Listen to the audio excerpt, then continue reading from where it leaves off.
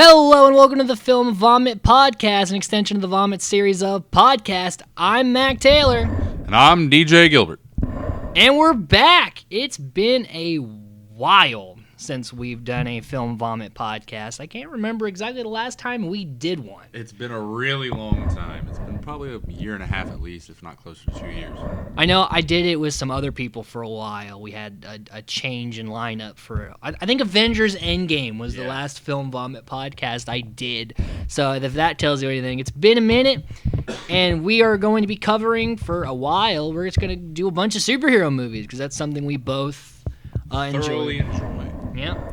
So we're going to be doing that, and we start off with one that we really weren't looking forward to doing at all. Not enthused at all. Terrible movie.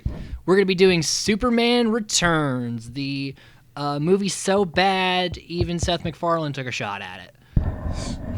I don't even understand why this movie was made. It's a sequel to nothing. It is a movie about the death of Superman, but without the death of Superman. Which originally, when the director was making this movie, he wanted it to be a sequel to Superman 1 and 2. That literally doesn't make any sense. You should just... That was his idea, to be connected to, so it is kind of a sequel, but it's like a sequel made almost 30 years later. And it's a movie so far behind its time. It's a movie that at the same time, 2006, and it's a movie that I felt like I was in the 50s watching. Yeah, it's pretty slow, and we're going to get into it. We're going to go over some things a lot of things we didn't like. We're going to go over maybe a couple of things we thought could have been good, and then we'll also go over some trivia and things like that. But DJ, is this one you saw in theaters? Because, I mean, you were... I did see this in theaters. Can't really say I remember it because, obviously, had no reason to. Yeah, I think so. I would say it was 2006 when this came out, so that would put me at 10. So I did not watch it in theaters, but I don't even remember like coming out. I don't even remember there being a lot of hype about this. I know for a fact, I'm pretty sure I still have the ticket stub for this movie somewhere in this house, but I can't remember when it came out. Can't remember seeing it. I just know I've seen it. So without further ado, let's dive right into this long ass movie. So we start off with a long ass title sequence. This intro took 6 minutes, and it's just the same shot of credits going in space. Yeah, it's a circle with a globe. It's the Daily Planet logo, basically, just instead of Daily Planet, names going around, and it's ridiculous. I was bored before the movie got started. Right, we didn't even get, usually we get, an opening scene, a little tidbit. Nothing. Or even if this was supposed to be a sequel to Superman 1 and 2, you think you'd recap a little bit. Yeah, recap, yeah, you see Gene Hackman and then Kevin Spacey click over or something, I don't know, but nothing. You get absolutely nothing. It's just a straight drop in. And I honestly forgot what it was about, so I was trying to figure it out while watching it, what it was about. And I'm like, why is old-ass Martha Kent finding teenage Superman? And then I realized, I was like, all right, hold on. This is right. This is a sequel to nothing now. Yeah, because when you first see, it land in her yard, you think, oh, is this them finding the baby? And no, it's him coming back. Where's his dad? Where's he at? He's dead? He's dead? He doesn't even exist in this realm of reality? Yeah, it doesn't do a lot of explaining. It just kind of starts. Which, in the past I have complained that we don't always need an origin story. However, we do need some sort of semblance. Something. We can't just pick up in the middle of a movie. What was the last Superman movie to come out before this? It was the Superman 4, Quest for Peace. Yeah. Which was, besides this one of the worst Superman movies. And when did that come out? Late 70s, 80s. Early 80s? It was mid to late 80s. 87, I think. So, when it came out. Still 20 years almost 20 years if to not the more day. than 20 years probably. When they were filming this movie, or when this movie was released, it was about 20 years later. So 20 years and you're going to make a sequel without having any introduction. Actually, it was a sequel to Superman 2, which was, I believe, 81. So more than 25 years. Yep. 25 years and you're gonna make a sequel and like, oh hey, let's just dive right in without anything. Yes, we know as fans, we know, but as moviegoers, you don't know what's going on. Okay, but like a lot of kids going to like the U's, like maybe a lot of those kids have not seen Christopher Reeve Superman. It took me a little bit to see it when I was younger. I was like 13 by the time I saw it. I guarantee that, but still, you got to have something going with this movie because there's just a drop in that gives you more reason to have something before than. You literally just like, oh wait, Superman was gone? Why was Superman gone? Where was he? What happened to him? We don't actually get much explanation of that either. Nothing. It's like you get this secondhand story without a first. It's almost like you tune into like midway through a season of a show. Yeah. And you're trying to figure it out, except this is the start of a movie. It's very like, fucking all weird. right, I'm going to go ahead and finish this. So yeah, Martha takes care of Superman. I can never hear that name the same ever again. Martha. And then we meet Lex Luthor, the Kevin Spacey version of Lex Luthor, who was with an older woman to get her inheritance. Also, many questions arise, and then we find out he hasn't been seen in 5 years because he was arrested for something. Yeah. No doubt, I'm just trying to destroy Metropolis or Superman of some sort, but what? Well, they bring up that thing where he's like, well, he's good at catching bad guys, but he's bad at things like Miranda rights. It's like that joke where it's like, Superman just drops people off in jail. He never like... They were like, hey, guys, arrests here's evidence. Him or has a reason. Oh, this guy robbed a bank. I'm just going to drop him off here. Like, so here's some evidence. It was cool that they took a shot at that. There was a little like nudge to it. It could have been a little better elaborated upon, but... there was a shred of something there. Yes. I liked that. So Luthor, I guess, was fucking this old broad and got her inheritance. I don't know how she died. It would have been better if he slipped her something to get her to sign the will. I didn't need to see this at all. It's Lex Luthor. He's rich. Yeah, he's already rich, but he needed this boat. This particular boat. This whole scene, it just made no sense to me. It was like, I don't need to see Lex Luthor getting money. To me, he's Lex Luthor. I didn't even know that Lex Luthor was in jail, so why do I need to see Lex Luthor get money because he was in jail? This scene was useless. And then also the wigs. Can we talk about the wigs? The whole part, he just takes it off, and the girl screams, and then... Oh, we would never have recognized this man wearing the most cheap... That's not Dickie Jones. That's Lex Luthor. Well, it's like it's the same concept with Superman, which we'll talk about in a minute. But he's just wearing a wig. His face is up close. You should be able to tell this is Lex Luthor, right? In theory. In theory, and he has we'll see later. He has an array of wigs for disguises, but get a better disguise. It's just wigs. Wigs. He's always been that. It's like the big reveal of I'm bald. Ha-ha. Oh shit! I never would have saw this coming. Put a dead cat in your head. Oh man, it's bad. And again, for a movie that cost as much as this one did, they should have had something a little more elaborate than a wig. They should have. For how much this cost, this movie should have been. Cause you told me this earlier. This was the same time the Sam Raimi Spider-Mans came out. Yeah, Sam Raimi. Think of how visually stunning those movies were for that time. I think all three were out at that point.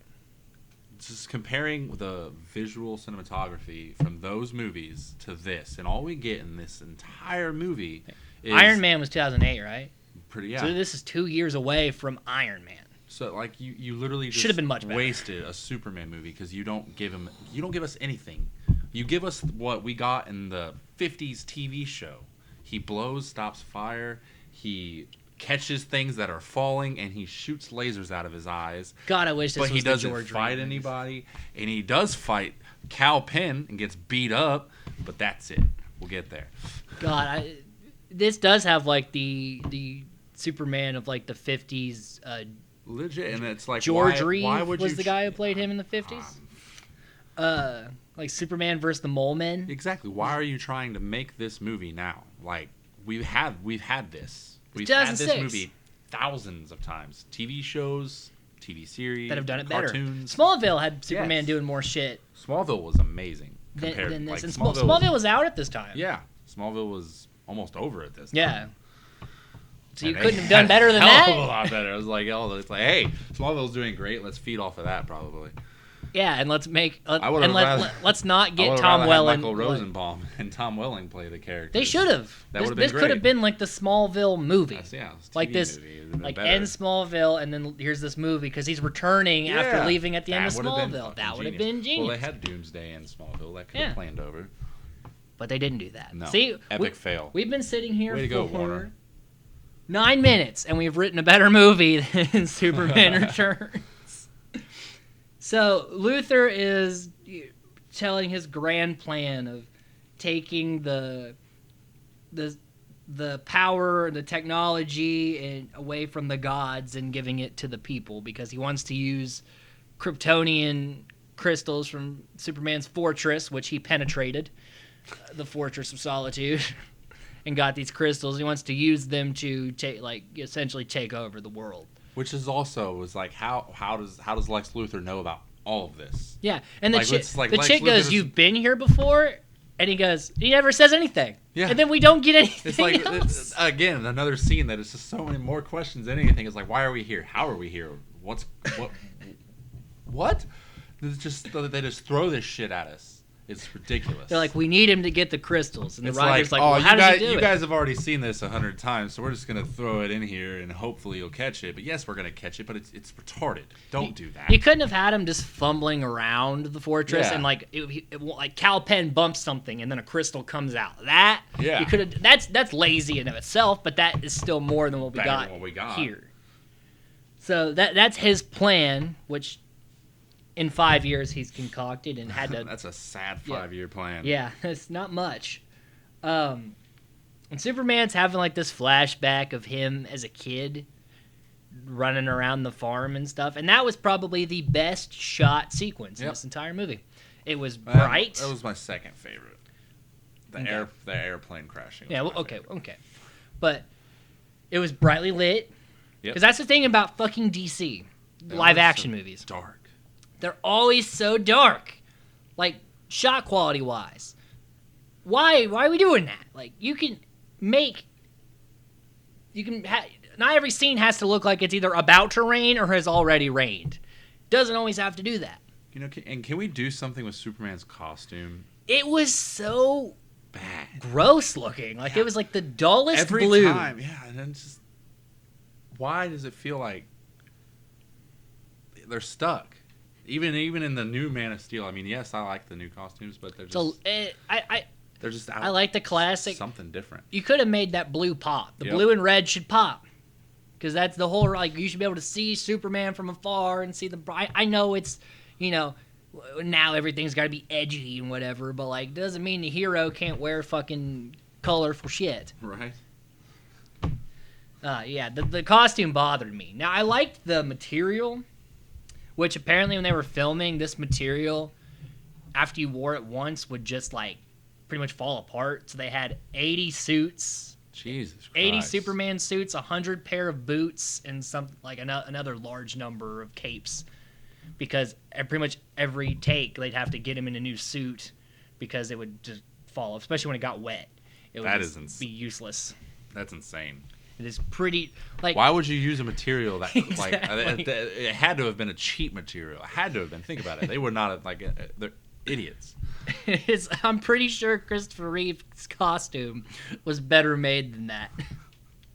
The fucking cotton. Did they just not care? Like I don't think they cared about this movie. I think they literally were just like, hey, let's push the Superman. Maybe they had to push the movie out. No, who's right, dude? I don't know. Well, DC's never gonna lose Superman. They did not need to make this movie. It was retarded. Or if they were going to make this movie, which apparently this movie was shot over the course of 12 years and had 6 different directors signed on. Bryan Singer would just have to be the last one that they picked. So this had like Fan-4-stick levels of production hell. This is worse. That's worse. That's like a curse. 12 years. That's insane. And they went through, I think, like 9 different Supermen, like 4 or 5 different Lex Luthors. And we had this is the one where we had the Nick Cage, Kevin Smith, and Tim Burton lineup at one point. Yes, which would have been amazing. That would have been the one. And the Kevin Smith script was taking the death of Superman and Superman like coming back from making those comics into a movie. That was Kevin Smith's script. That would have been amazing. Was Doomsday. And then to have Tim Burton's effect on Doomsday, that would have been awesome. That was the plan. That would have been amazing. Too bad that didn't happen. God, that would have been so much better. Because, yeah, that was around, the only bad part would have been Nick Cage. Because that was like 93? Yeah, it was mid-90s, I remember. No, about 95, because Smith made Clerks in 93. So this is right as he was getting big that he wrote this draft. Yeah, that would have been really good. Really interesting to see. Anyway, so back to the terrible movie. He's like, yeah, I had to go off to Krypton. And everyone's like, isn't it gone? Which, yeah, it's gone. Like, so where were you? We've all known that. But apparently, fun fact, in the video game that goes along with Superman Returns, it's revealed that Lex Luthor faked that whole them finding pictures of Krypton to lure Superman away to do this plan. Why could that not have been mentioned in the movie? Yeah, like you literally was like, what? Why do we have to play a PS2 game to find out plot points? Probably a shitty game at that. It'll never be worse than Nintendo 64 Superman. But still, like, I read that, I'm like, why would you put relevant plot details? Because they were like, they asked the questions after that. They watched the movie and they're like, it's too late to put it in the movie. Ain't they making a game? Put it in the game. Put it in the game. All right, send it out. It's like, and like the 6 people that played that game were like, this makes sense now. And the rest of us were just pissed. And then, so Superman goes back to work, as he would do. And we get the classic, he's clumsy, he's fumbling around with Jimmy's lens and shit. God awful. Jimmy. Terrible. Now, Sam Huntington was not bad as Jimmy Olsen. Terrible. I didn't think he was that bad. Throughout the entire movie with Isn't that boy. the point? Isn't Olsen's supposed to be annoying? No. I mean, he's supposed to be the fanboy of Superman. Yeah. But no. Which I got that. Still. Maybe I'm just a little bit of a Sam Huntington fan. You gotta evolve, though. Like, that's what I'm saying. Like, they were literally, this is the same movie that they would have made in 40 years ago. And it's just, they should have made the character different. I don't know. I've seen some bad Jimmy Olsens before, with the Golly G. Willikers. Golly G. Willikers, Superman. And so here's the thing about Superman that I know Superman. This was a long time ago when his character's created, but you can update it, right? He doesn't wear a mask. He just puts on glasses and takes the curl and brushes it into his hair. And nobody Lois Lane has fucked this guy. And doesn't even and cannot tell the difference. Or cannot tell that Clark Kent is Superman. And I've heard people argue the whole celebrity. Like, you see a celebrity out in public, you probably wouldn't recognize them. Like, no.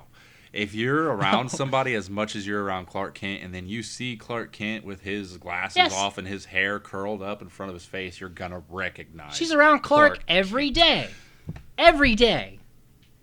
Up close. Like, talking up close. It's ridiculous. And you can't notice just because he's not wearing his glasses? I'm not a big fan of Superman in the first place. Me neither. So these movies are strugglesome for me to watch. The only Superman movie I truly like is The Man of Steel. Well, Superman is a very... It's like the Captain America effect. He's a very vanilla hero. But also he's just... Well, look what Marvel did with Captain America. That's and look true. what DC has failed to do. I'm not saying it. I said the old Captain America effect. Yeah. They've done a good job. But, like, remember the first Avenger? Kind of it's better than this. A lot. But it's still a little bit of a slow watch. It was a little slow one. But it was also of its time. They wanted the kids to get drafted because that was my generation, your younger generation. They sucked us in so we would watch all the way to the end game. Right. But they had a plan, whereas this movie didn't have a plan.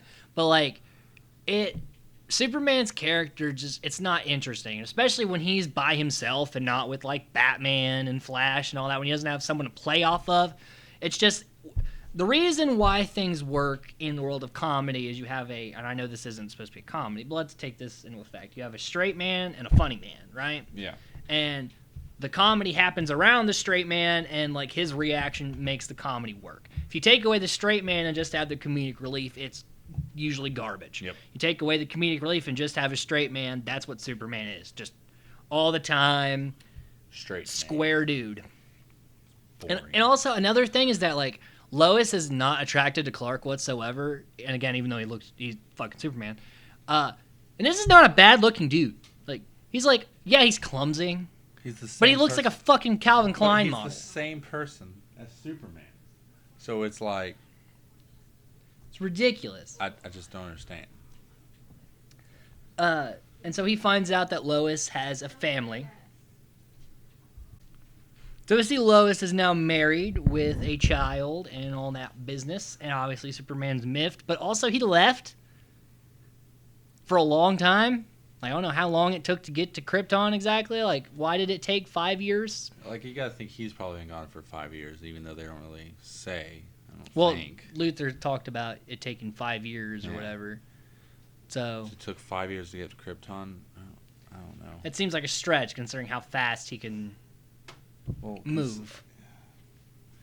This movie doesn't make sense to me in any sense, so I know that's a pretty big plot hole, right? It's a huge plot hole. I'm not even gonna try to make sense of it. And so Lois gets with this guy who's the nephew of the owner of the Daily Planet. It just happens to be probably the best part of this movie. James Marsden.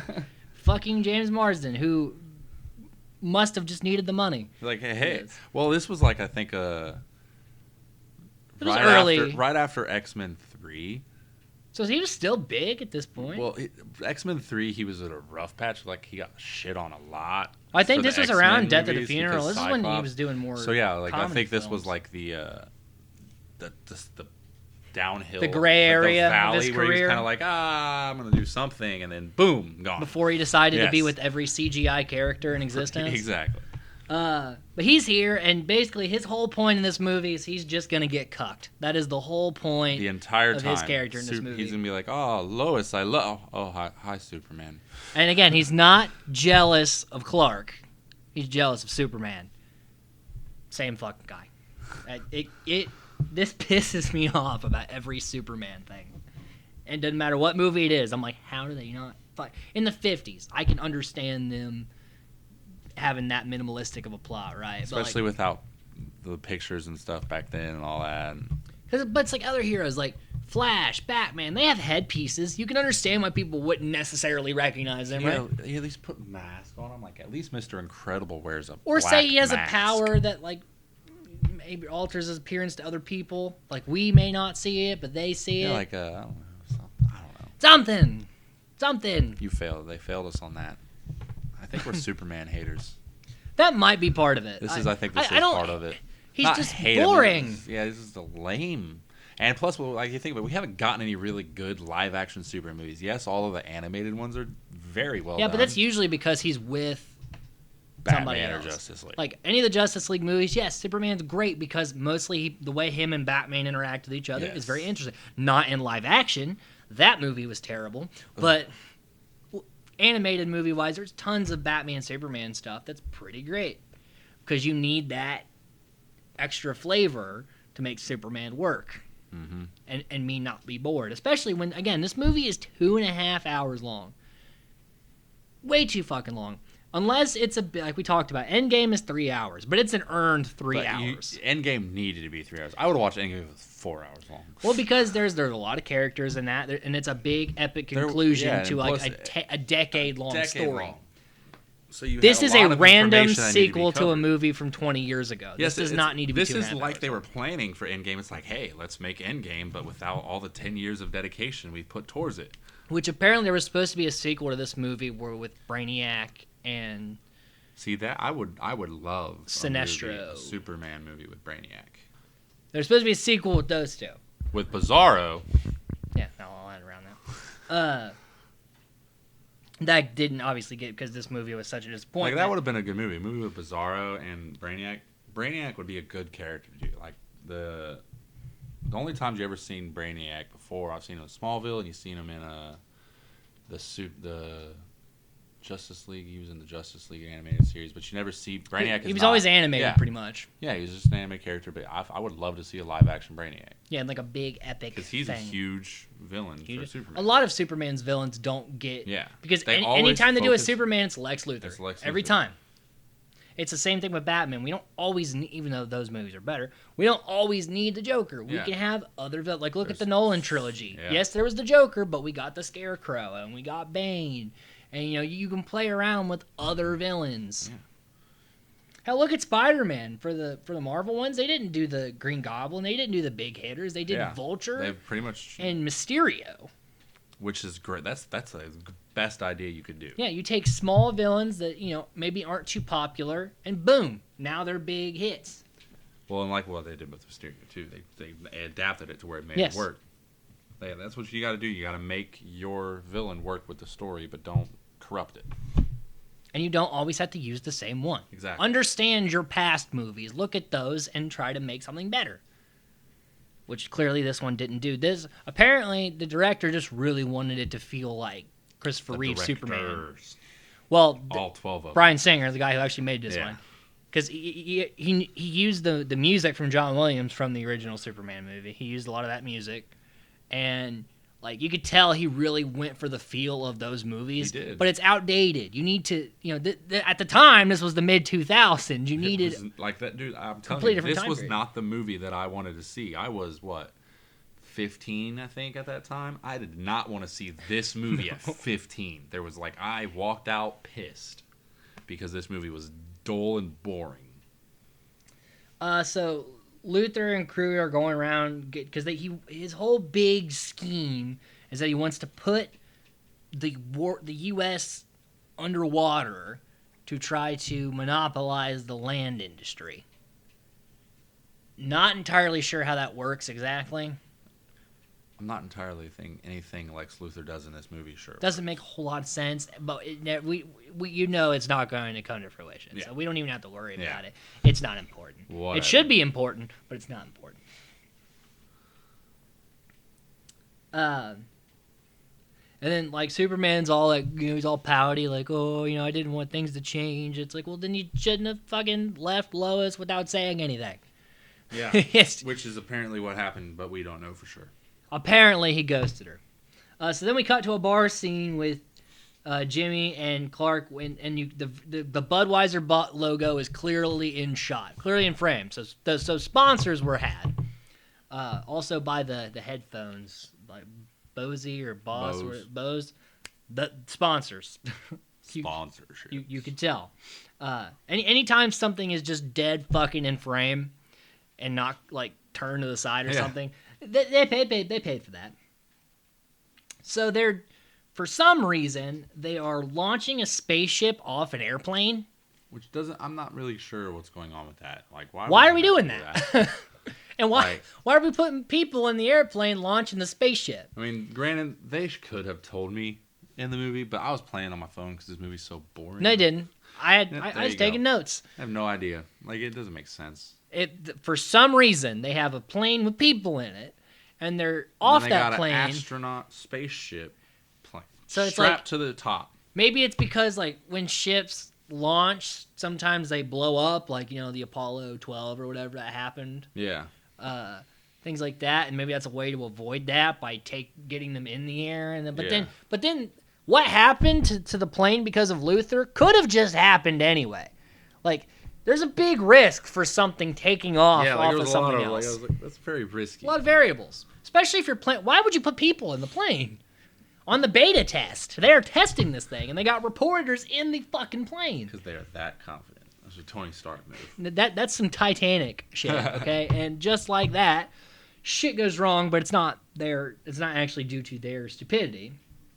It's because Luther gets a piece of the crystal that he got from the fortress he penetrated. Small fraction. Very, very small fragment.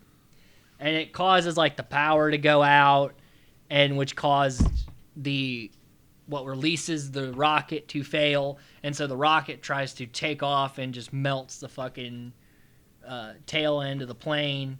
And now they're all the rocket's continuing to go out in orbit with the fucking airplane still. And it's on fire. So Superman runs out to the street and just rips he has the clothes on underneath, but he doesn't even try to go in a corner. He just goes and no one noticed, not one fucking person. looked down or like was like, oh, hey, was that Superman right there? Like nothing, not one Clark fucking Kent person. Just flying in the sky. No, everyone was just like, yeah, we'll just the director told us to run over here, so we're just gonna go over there.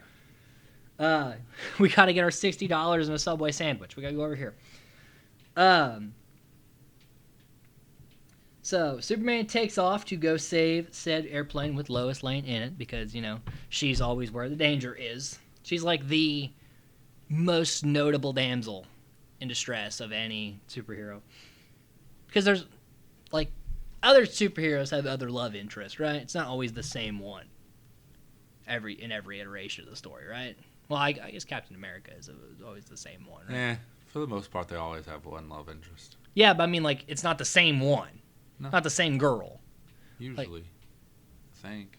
Well, like, look at how many girls Batman's ended up with. That's Batman. Or, like, look at Tony. Like, I guess Tony had Pepper or whatever, but, you know what I mean? Like, it changes. Yeah. But we've always have Lois. We never don't have Lois. Unfortunately. We got a lot of... We've had some decent actresses, though. Margot Kidder was great. Yeah. Back in the day. Actually, we pretty much... This was one of the weakest Lois Lanes. This, I don't even know her name. Kate Bosworth, who's from the movie 21.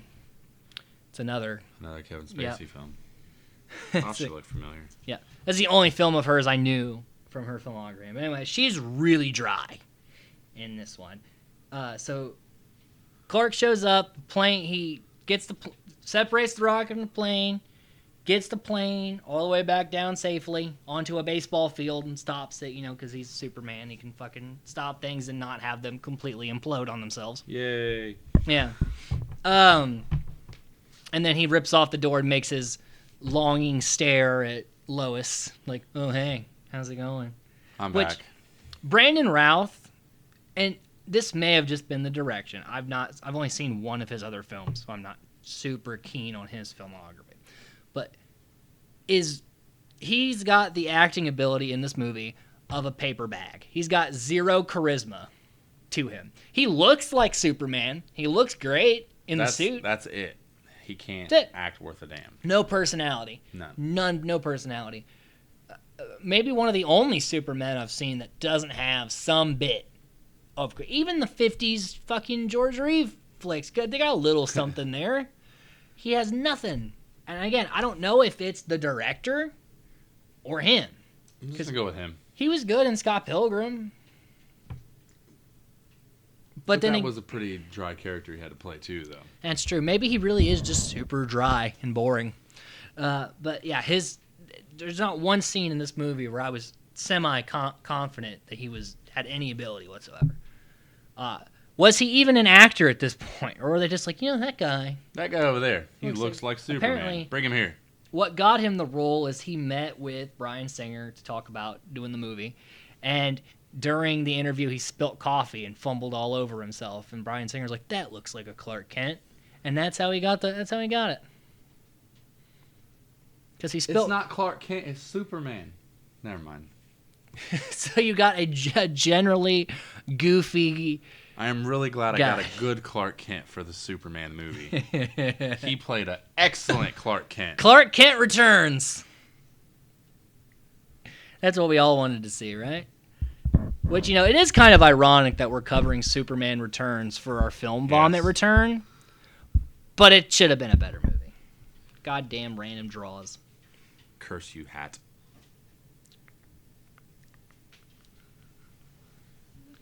Oh, and he does a line which is a direct quote almost from the original Superman when he's like, I hope this doesn't deter you all from getting on a plane in the future. It is the safest way to travel, which is what he tells Lois Lane when she almost dies in the helicopter. Yeah. He's like, I hope this doesn't deter you from air travel. After all, it is about the safest way to go.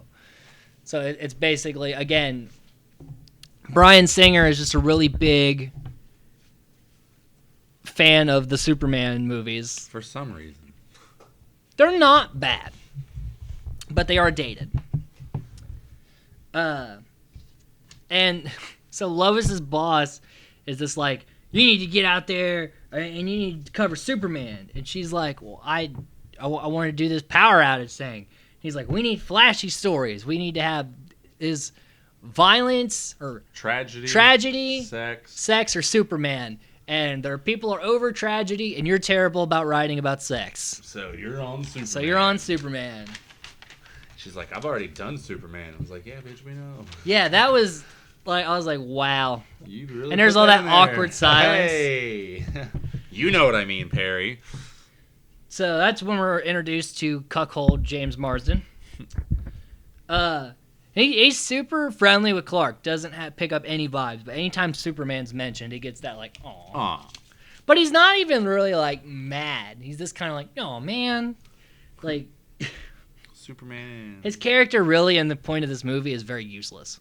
His character, the only point for his character was to save Lois and the boy later on in the movie, and that was pretty much it. Which you didn't really. Anyone could have done that.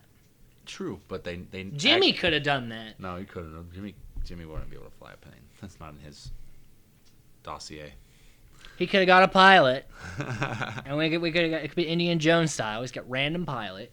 And we'll get out of here. Should we get Lawrence Fishburne back for Perry Mason? His name is Richard. So we got Dick, and Clark. I thought that was a funny little thing there. And then when we cut back to the villains, the chick, her name's Catherine, or Kitty. She has the dog that I guess ate the other dog. The other dog. Wasn't there two of those? Yeah, it was like a small, really dark line. Like, yeah. But she has this dog the whole rest of the movie. I hate her also in this movie. She's terrible. Played by Parker Posey from Dazed and Confused, one of my favorite flicks of all time. Not because of her, but you know. She's terrible. Had she been in? I had written down she might have been in something else. She was terrible in Blade Trinity too. Oh yeah, she was in Blade Trinity and Scream 3. With Blade Trinity, it was kind of the weaker. Blade Trinity isn't a great flick outside of Triple H and that chick. That's true. They could have done a better job with Dracula. All right, we're not talking about Blade Trinity. Actually, it will be covered on Film Vomit in the future. It is a superhero flick. Then we will talk about it then, because I have plenty to say. Because I love that movie, but I love all three of those movies.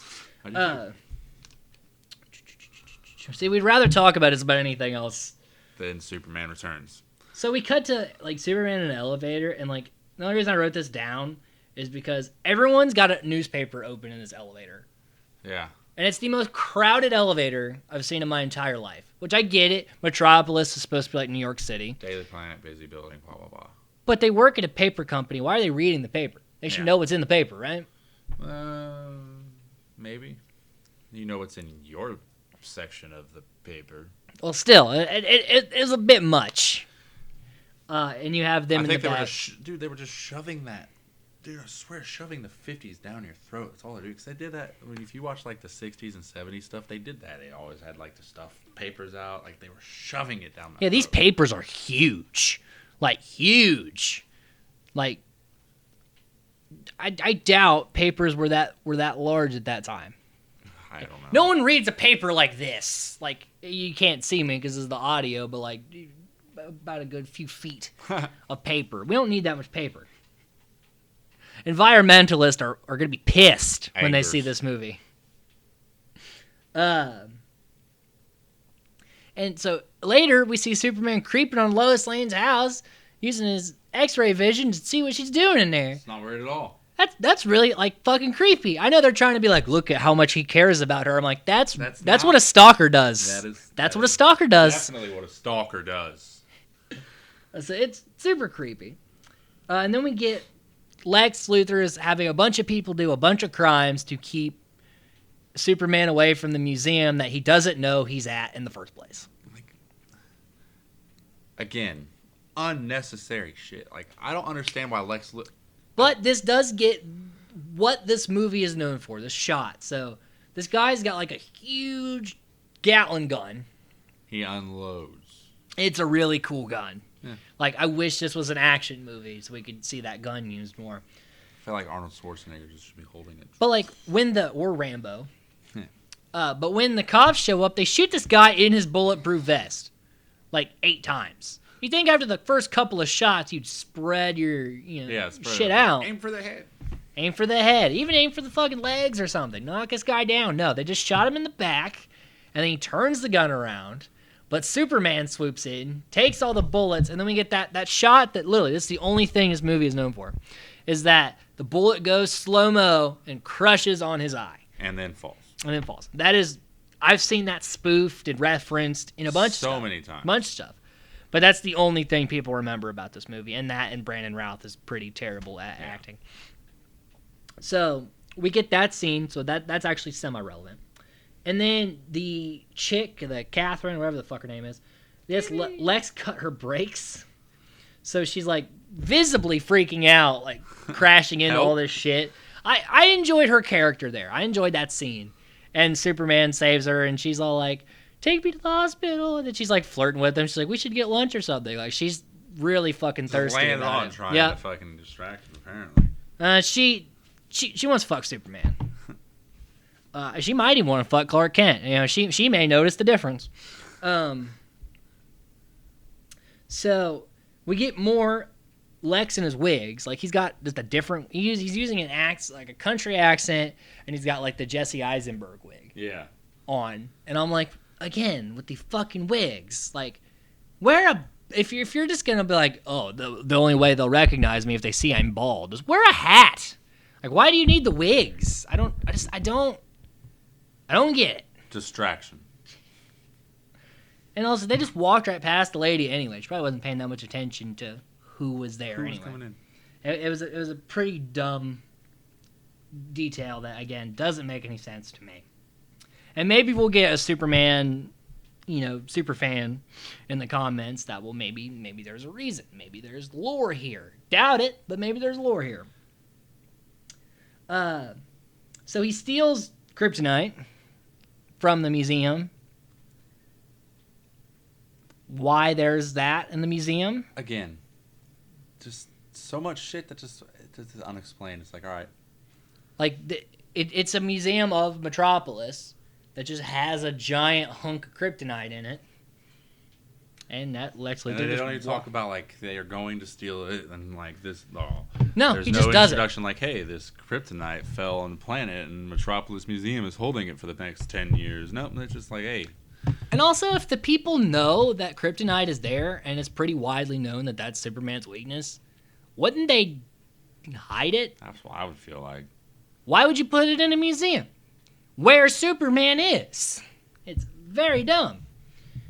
If Luthor didn't do this, a common fucking criminal like the guy who shot him in the eye could have done it. That was very, very dumb. So apparently Sam Huntington's Jimmy Olsen is the worst photographer ever because he shows like a picture he took of Superman and it's like way the fuck up there and it's a little flash and they do is that a bird? No, it's a plane. And then Clark walks in, so it's Superman. But in any normal film, I would appreciate that reference. But here, but in this one, I'm angry. I was like go fuck yourself. If there's enough good in a film, it's like, oh, it's nice to have a nice cheesy line thrown in there every now and then. But when the whole film itself is nothing but cheesy lines that are unnecessary. So then we meet Lois's kid, who is the most like frail. He's just a little boy. I mean, just average little boy. Well, he's got the inhaler and the stuff. Like, they're making, like, they're really trying. Like, they're really trying to push that he's, weak and average. Just, really real old boy. It's almost like his body was not meant to be living on Earth. Yeah. Wink, wink, nudge, nudge. Who would have guessed? Yeah. And again, we'll talk about that, but they do nothing with that. There's the 5-year-old kid. No point of that. There's no point in that. No. So let's see here. And James Marsden's character actually does notice a difference. He's like Lois is saying all these facts about Superman. Like, he's 6'4". He's like, he weighs this much. He is this much. And then he's like, how tall would you say Clark is? Like, you'd say he weighs about like that, right? And then she's like, what? What are you talking about? Clark being Superman? It's like, yes! Exactly. It's exactly what I'm saying. Way to go, James. Don't you notice it? Like, keep pushing. Yeah. You're the only one that can try to save this movie, James Marsden. You're our only hope. Also, Superman's a downer. Like, he's like, why are you smoking, Lois? That's bad for you, blah, blah, blah. And I'm like... I know how to live my life. Going away for 5 years was bad for me. Shut the fuck up. And this is another part of the Superman character. It's very boring. He's like, stay in school, kids. Don't do drugs. And all that business. It's very, very product of the 50s. Like, I just... Like, in genuine... This movie, man, it just kills me how bad. And then she, like, flies off with them, and they fly around the city in the most uninterestingly lit and shot I don't even scene. get a nice Aladdin musical going on with it. Well, no, I can show you the you world could have of had nothing. like the stars out and like reflections off the water, fireworks, something.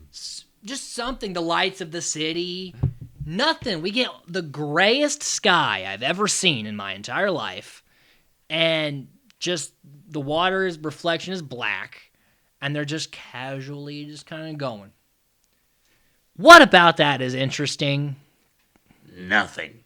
Not one thing. It's so dull. It's not even like dark. It's just dull. Boring. So what's supposed to be this grand reconnection of their romance is this me sitting there like, oh look, they're flying. Which, even like the Reeves, kid on the wire, going across the green screen or like the backdrop or whatever, way more interesting. Way more visually appealing than this. Also, they could have done this in the daytime, too, and that would have looked better, even. But again, you can light the night in interesting...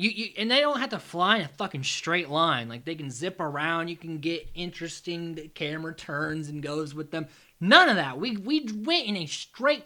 It's like how Superman would drive a car. We went straight at the speed limit. They took the cheapest way out. Yeah. It was so fucking uninteresting. And that's just the thing about this movie. It's not poorly made as far as production quality.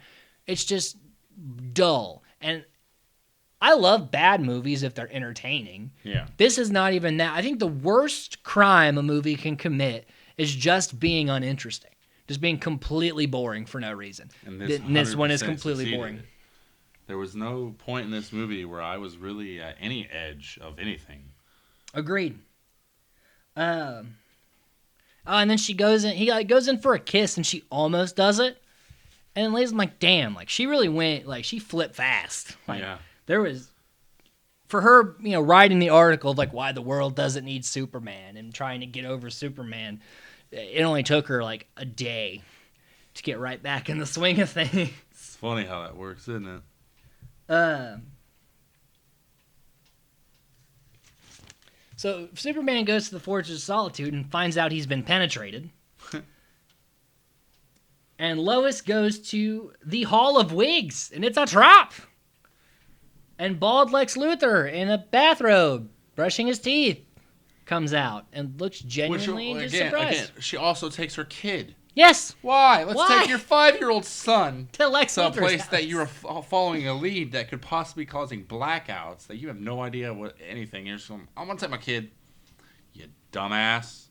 So she gets captured with her son, and he does that thing where the villain expositions about what the plan is and gives great detail.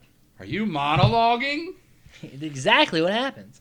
God, you imagine if Jason Lee was in this movie? That'd have been better.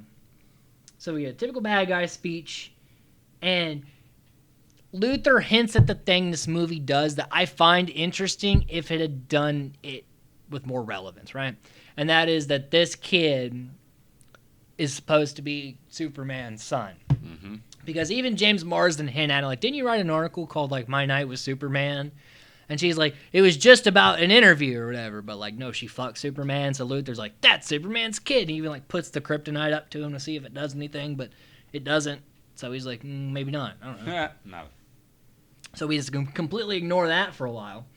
But keep that in the back of your minds, right? Like, hint, hint, wink, wink. So he puts the crystal in kryptonite so that Superman can't just take it out, and sends this missile, which will cause a whole bunch of Fortress of Solitude rocks to sprout out in the ocean, which will destroy put things underwater. I'm not sure what the point of that was. Take electricity away or to solve the like, Earth. it caused some tremors and things. It was just really weird nonsense that didn't make any sense to us. Right. Like, you'd think if you really wanted it to destroy the city, wouldn't you drop it in, like, a fountain or something? Yeah, like, in the square? or, like, closer. Yeah. Like, Did you have to go way out? Miles. Yeah. Like, they were far away. Well, they had to use that boat that he fucked that lady for. Yeah. You know? Like, it was all so forced. Meanwhile, James Marsden is snooping through Lois's computer, and her password is Superman, furthering the cuck. So... Here, James. Yeah. Suck Superman's dick just a little bit more. Just a little bit. So we also see the side villain who has the tattoo of the clown face in the back of his head, which is the same tattoo that John Wayne Gacy had on the back of his head. Why they felt the need to put that in the film, I'm not sure, but I like the detail. That it makes it scarier that he has a child rapist tattoo. Does it though? Because I was scared for that kid for a minute. Well, I'm just thinking with the piano and everything. I was a little afraid for him. I don't think most people are gonna put that connection together. No, I had to Google that, but still, it was menacing a little bit, you know. But said bad guy, John Wayne Gacy guy, threatens Lois and gets a piano tossed on him because this kid is the son of Superman, and for some reason, kryptonite didn't work. And not only that, but this 5-year-old kid just killed a guy. And is completely fine. Everything's completely fine. Like, don't worry, Billy. He isn't shook at all. And through this whole experience, like with being kidnapped and being held, this kid is fine. He's 100% doesn't cry really. Nonchalant. Like, I love you, Mom. Like, that would have been so much of a better moment if, like, he's crying or whatever, and, like, she's, like, this guy's, like, whooping Lois's ass. Yeah. And then, like, you see the rage and the sadness build up, and then he does it. But you don't even get it. All you do is you literally see the guy beating up on Lois, and the piano comes out of nowhere. You don't see the kid even throw it. It just comes out of nowhere. And then you look over, and the kid just looks all guilty. And it's like, do better. You're a professional. You get paid millions of dollars. Do better. Do much better. So yeah, it was very, like, I like the detail of Superman having this kid. I like that. You could do something with that. But you fucked it up. I mean, we've seen in the cartoons what the son of Superman is and stuff. It's really cool. But they fucked it up. They did. It was good concept.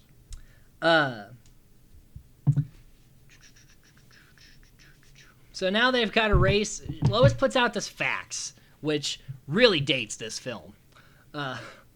Most people watching nowadays, like kids, are not going to know what the fuck a fax machine is. So she sends a fax, and they rush to answer it because it has coordinates of where she is. So you got James Marsden going out and Superman going out. But Superman sees the crack in the ocean floor and was like, well, I got to go save the city. I got to save the city. So he goes off there while cuckold James Marsden goes and to save Lois Lane. And this is where we get the best part about Superman saving the day, blowing on fire and catching falling shit. Yeah. Because his lungs are so powerful because he doesn't smoke, kids. And yes, he just catches shit. That's for Superman has so many powers. Like, he is literally the most OP DC character. He's just got insane how buku powers. And we only saw laser eyes, which was used mostly to get clouds to go away and to stop the glass and to from stop dying glass. Or that was okay. And we see him catch shit. We see him fly, and we see him use the breath one time. Once. That's it. That's it. We don't even see him super speed. Nothing. We just see him do the most kind of visually uninteresting. And again, we got this. We're supposed to have grand city destruction. We don't even and see. everything. Do we even see him throw a punch? I don't think we see him throw one single he punch. didn't punch Lex Luthor one time in this movie. He didn't punch, he didn't throw, or anybody. Nothing. Most of the bad guys die on complete accident. His son did more damage to the villains than he did. A rock did more damage. Yeah, it's true. That rock. That was the star. Dwayne "The Rock" Johnson was great in this film. Good job, Dwayne. And they even, like, he catches the Daily Planet thing because that's not been done, like, 17 times. Which, you know... Which, again, in any other film, I'd be like, oh, that was a great nod to the originals. But this was... Everything was original. But also, you'd think they wouldn't put such a giant globe on top of such a tall building. That does I feel seem like, this is a bad like a idea. tall, narrow The building. symmetry was just off there. Yeah. Like, even like the most minute earth rupture, that thing's falling. Hey, let's put this spinny ball on top of a needle. And so James Marsden gets cuckolded to show up, and Lois is like, "Where'd you come from?" And he's like, "I flew," which is another reference to Superman. But he literally flew the plane, and it just, like, it was kind of, is better than most of this movie. But again, because Like, he was a better hero than Superman.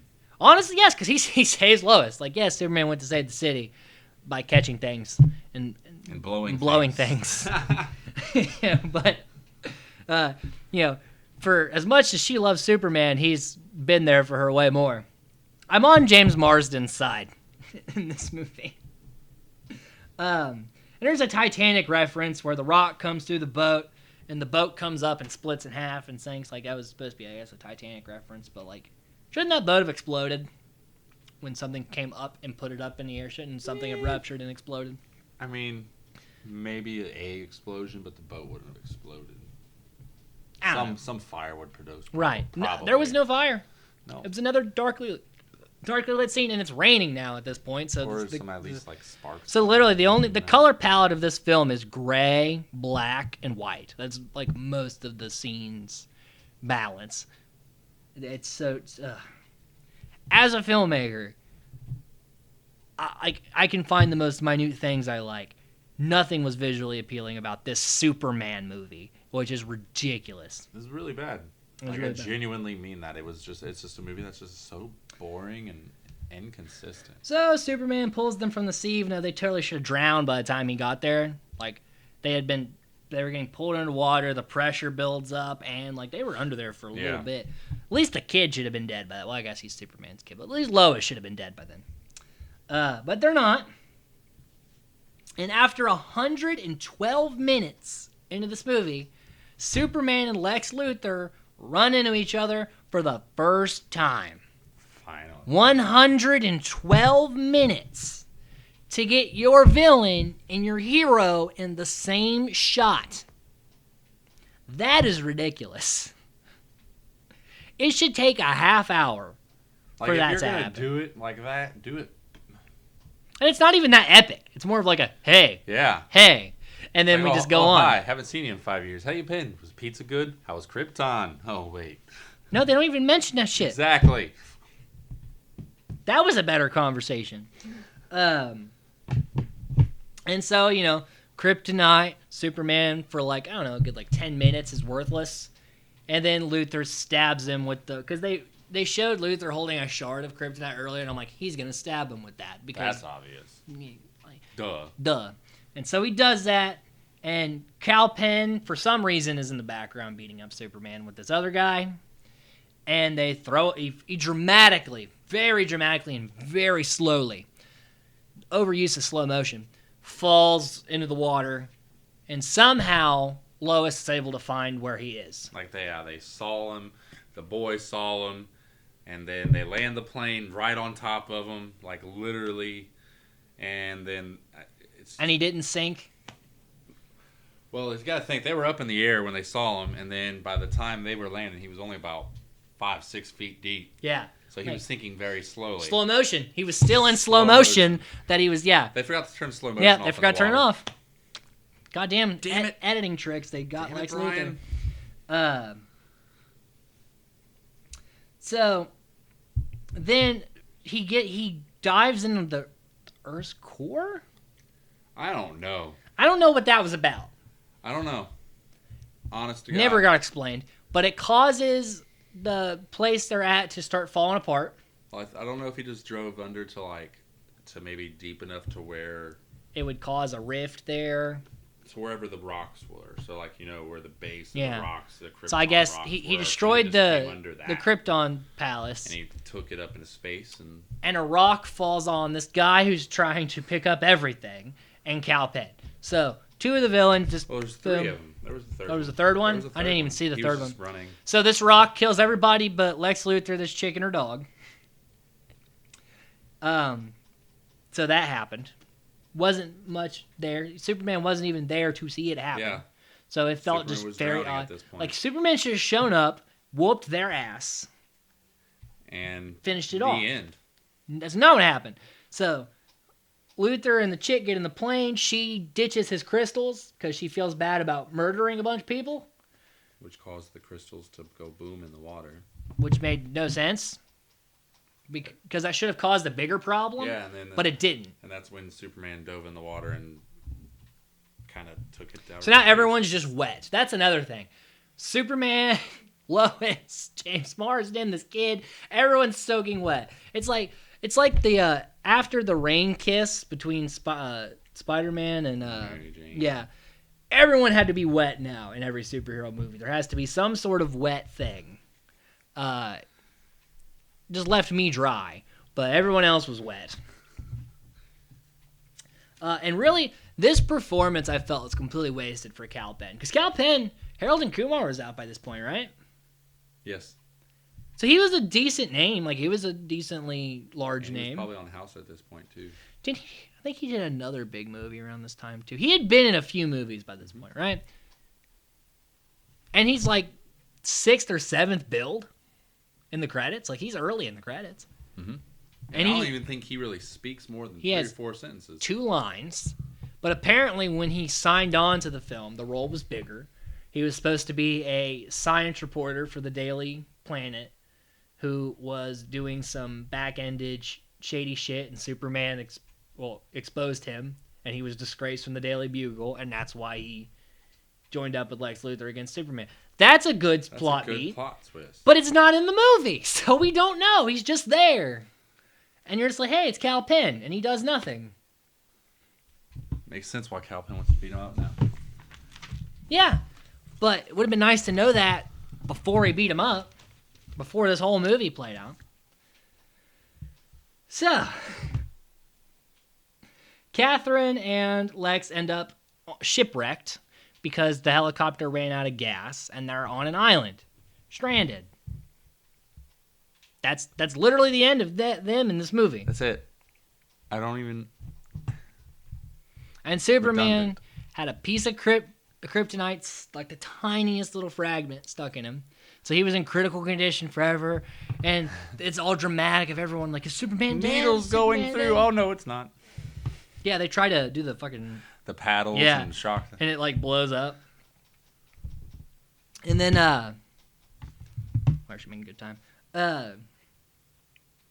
They take it out, and he just leaves. And there's even like that point where they have 2 newspapers. One says Superman is dead. The other says Superman lives. And they're both ready to go when they get the news. Yeah. And I was like, when they showed that shot, like at first you just see Superman dead, and then he steps aside and you see the lives one. I was like, they should have done that reverse. Where it's like Superman lives, he steps aside, stay dead. So that would be a more morbid take. And also, though, I thought that was interesting. I was like, that was a good way to frame it. You just needed to switch it. But so there was a little bit of competence for like 3 or 4 seconds in this movie. I liked that.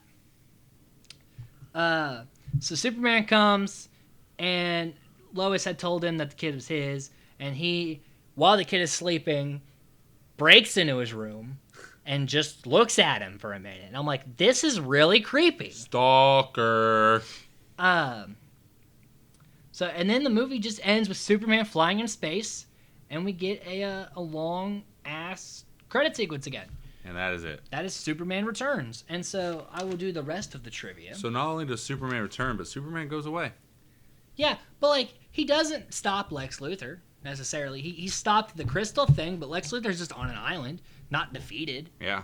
The chick who was going to turn on Lex Luthor is still with Lex Luthor, so that didn't pay off. The kid who has Superman powers, we just got that little scene with the piano, and that was it with that. She's still with James Marsden, so him and Lois didn't really get back together, necessarily. And this movie literally didn't even need to exist. Even in Superman's world, it didn't need to exist. It has like 17 start plots and no resolution. Nothing is resolved. I have way more questions than I did from like the Reeve movie this was supposed to be a sequel to. So, DJ, you want to guess how much money this movie cost to make? And this is for 2006, so it would obviously be more today for inflation. 12 million. $223 million. Want to know how much it made? $100 million. $391 million. It actually broke some records for its time. But critics did not like it. Fans did not like it. However, it currently holds a 75% on Rotten Tomatoes, a 72% on Metacritic, and a 6 out of 10 on IMDb. Like, and honestly, like, I haven't watched this movie. I I saw it in theaters, and I own it, so I've watched it maybe twice. So I've probably seen it about 3 times, and I have not seen it in This is the years. second time I've seen it. I saw it once because I bought the DVD at a flea market like 5 years ago. And I didn't care for it, so I never watched it again. I don't understand, like this. And it was directed by Bryan Singer, who did the original X-Men movies, and The Usual Suspects. So he has a great repertoire of films. It was written by Michael Dougherty, who did Trick or Treat and Krampus, and Dan Harris, who did X-Men 2 and Urban Legend 3. I think Dan Harris had more to do with this than everybody else, because the Urban Legend 3 was awful. This movie was also awful. Brandon Routh we talked about. Kate Bosworth we talked about. Kevin Spacey we've seen from Usual Suspects, 7, and various crimes. Parker Posey from Dazed and Confused, Scream 3 and Blame Trinity, and Sam Huntington from Detroit Rock City and Jungle to Jungle. Some things that we did not talk about. Oh, at the end of Superman 4, Superman tells Lex Luthor, "I'll see you in 20," and this film is 20 years from that movie. So it was almost like it resolved for that. It's the only thing it resolved. This film was still a waste of time, in my opinion, and it's honestly probably one of the worst films that I've ever seen. Brandon Routh, Kate Bosworth, and Kevin Spacey signed on without reading the script. The only person, big mistake, obviously. The only person I feel like that should have been able to read the script was Spacey. I feel like the other two weren't names. Like, they're lucky to be in this movie, but Spacey definitely should have asked to see the script. This was dedicated to Christopher Reeve. Terrible dedication. And Amy Adams was auditioned for Lois Lane and was turned down, but would later go on to be a much better Superman movie. So, she ended up winning. Good job, Amy. And another fun trivia fact is Lex Luthor's train set has a sign on it that says Smallville. Huh. That was a fun little thing there. And J.J. Abrams did a draft of this script as well. That would have been interesting. Which had Superman growing up on Krypton, Krypton going through a civil war, which caused him to go to Earth to try to stop Zod from taking Earth, and then going back to Krypton at the end. So it was going to be a movie series about Kal-El, not Superman. That's a good animated movie, but not a live. I don't need that as a live action. I want that. I want to see that. I want to see it. I want to see it animated. That's interesting. But I understand why they passed. Yeah, hard on that script, because that, especially when Bryan Singer wanted this to be like the Reeve movies, that is a huge departure from that. Very. Let's see here.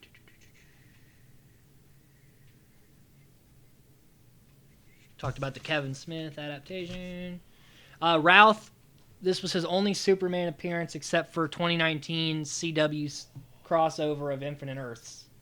Brandon Routh does play Superman in that. I remember that. And at the time of filming, Routh was 2 years younger than Tom Welling, who was playing teenage Superman at the time. Yeah, that's all the trivia I got. So that was our coverage of Superman Returns. Let us know in the comments what you guys think. I'm sure you probably fall in line with us on this, but stay tuned next time as well. We'll be covering Bionicle Mask of Light, which is a movie I enjoy, so that'll be an interesting topic to cover. And until next time, guys, stay safe, stay nerdy. We're out of here.